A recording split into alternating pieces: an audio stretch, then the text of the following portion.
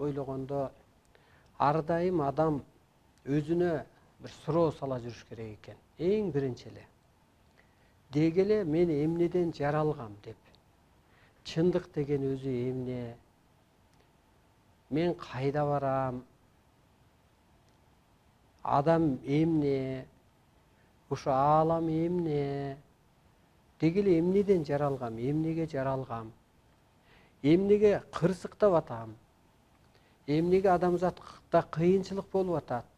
Кантсе кутулат, кантсе өнүгөт? Өлүм эмнеден пайда болгон? Адам өлбөй койсо болобу? Оору эмнеден пайда болот? Деп эле ушул эмнеге деген суроону көп берип жүрүш керек экен. Мисалга, бизнесте банкрот болсо, анан адам ойлонот да, мен мына жерден кемчилик кетирдим деп ойлонот. Мындай кылбай койсом болмок эле, ушул жерден жаңылыштым деп ойлонот. Суроо кылып жүрөт да, ал убакта суроо кылат. Жашоо жөнүндө адам суроо кылбайт экен да. Эмнеге жаралдым? Эмнеге мындай болуп атат деген мындай суроо кылган, ойлонгон, изилденген адамдар бардыр, бирок аз. Ошондуктан урматтуу журтум, бул 21-кылымдын өзгөчөлүгү, жаңы доордун өзгөчөлүгү ушунда болуп атат. Мына биз бүгүнкү күнгө чейин Алла деп жүрдүк, Кудай деп жүрдүк, Теңир деп жүрөбүз, Бог деп жүрөбүз, жогорку күчтөр деп жүрөбүз, высшие силы деп жүрөбүз. Мындай. Бирок чындыгында эле түшүнбөптүрбүз. Деги эле мындай аалам бүгүнкү күнгө чейин сырын ачпаптыр, толук. Себеби адамдын аң сезими бүгүнкү күнгө чейин, 21-кылымга чейин ошо ааламды түшүнүүгө жөндөмү болбоптур. Деги эле кайсы улут болбосун, мейли кыргызда деле, мейли мындай бир бал китеп түшкөн, асмандан, ааламдан бир убакта пайгамбарын жаратып, шарт окуган, шарият берген илимдерде деле бул берилбептир. Өзгөчөлүк ушунда болуп атат. Муну кандай деп түшүнсөк болот? Адамдын аң сезими өспөсө, атасынын сырын, энесинин сырын түшүнбөйт да. Мисалга биз мектепте ата, эне деп жүрөбүз.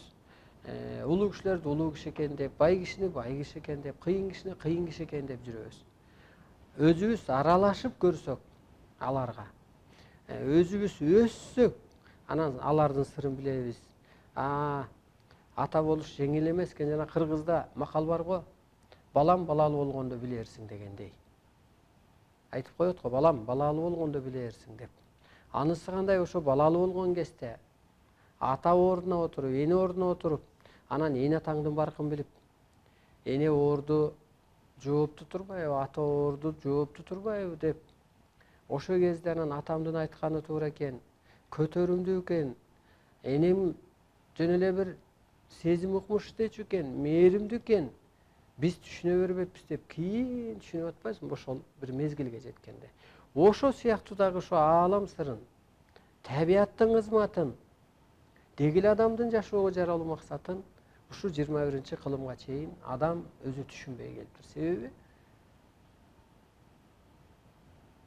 өспүрүм курактагыдай болуптур деп түшүнсөк болот. Анан ушу көп жылдык эволюция деп аталат экен. Ушуну эстен чыгарбаш керек. Бул өзгөчөлүк эмне бул 21-кылымдын? Ооба, мисалы, мен түшүнөм мусулмандарды, ошол дин кызматкерлерин түшүнөм. Ооба, туура деп атат. Бул Куран китебин көтөрүп атабы, же башка дагы бир ошол аалам менен мисалга мүмкүн Библияны бирөөлөр туура деп жүрөт, Куран китепти бирөөлөр туура деп жүрөт, дагы бир агымдарды туура деп жүрөт. Мен түшүнөм ал адамдарды. Ошол ишеним менен жашап жүрөт. Бирок адамдын дагы бир астыда жашоо жолжобой эрежеси бар экенин, дагы бир секирик бар экенин, дагы бир эволюция бар экенин ушуну жакшы түшүнө албай атат. Ошондуктан урматтуу улуу журтум, көп жылдык эволюциянын, мисалга Ленин доору эле эволюция, Манас атамдын доору деле бир эволюция болуп саналат. Ошо темир доору деле бир эволюция болуп, техника доору деле эволюция болот. Мисалга мындай эле биз эле басып өткөн заманда бир москвичи бар адам барктуу болчу айылда. Бир жугулиси бар адам барктуу болчу. Ошо машинени жөн эле түртүп кирип, чаңын сүрүп, кайра кичине айдап, анан кайра гаражга киргизип койчу. Ошону аябай бир баа катары, ошону кайра бир байлык катары көргөн заман болгон. Азыр москвич жугулиңди бекерге берсең айдабай атпайбы? Мисалга. Көрдүңүзбү? Өсүп кетти адам.